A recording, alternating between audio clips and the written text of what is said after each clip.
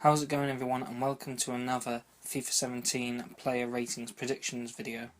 Previously we've done Manchester United and Leicester City, and today's episode is Liverpool. A couple of people requested this in the other videos, and that is why I'm bringing it to you today. As always, these ratings are my own personal opinion mixed in with the season stats, and as always feel free to let me know the ratings you would have given in the comments below. This episode is a little bit different, as at the end I'm going to show you 5 potential signings that could join Liverpool. So starting off in goal, we have Loris Karius, the goalkeeper who has just signed from FC Köln for around 4.7 million, I think it was, and I think he'll take Simon Mignolet's #1 spot in the Liverpool team, which I'm sure will come to the great relief of many Liverpool fans who are not that big a fan of Simon Mignolet.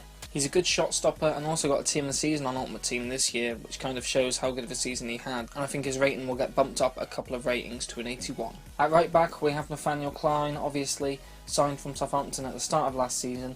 Didn't really have a stellar season, but also didn't have a bad one, so I'm going to stay with him at an 81 with similar stats as well on the card. In the centre backs now, and I'd like to point out that I did actually forget about Joel Matip signing for Liverpool. Obviously I would have done him if I'd remembered, so just pointing that out.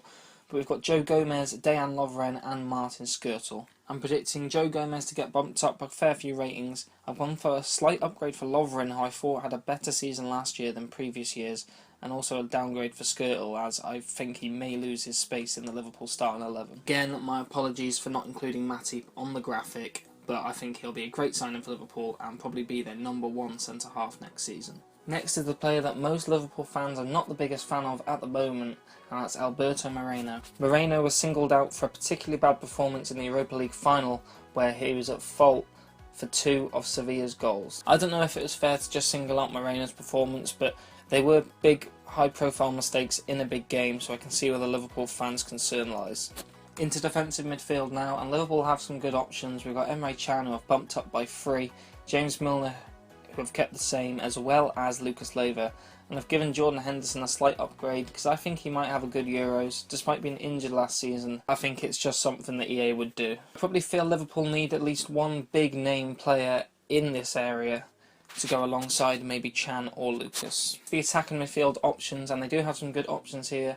I've upgraded Firmino by 1 to an 83, Coutinho I've gone up by 2 to an 86, as he is Liverpool's standout best player.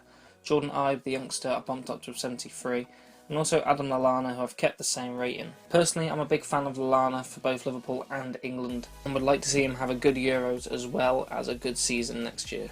Strikers is where the Liverpool fans would probably ideally like to strengthen. Obviously the high profile move of Benteke last year didn't really work. I think he only scored 7 or 8 goals off the top of my head.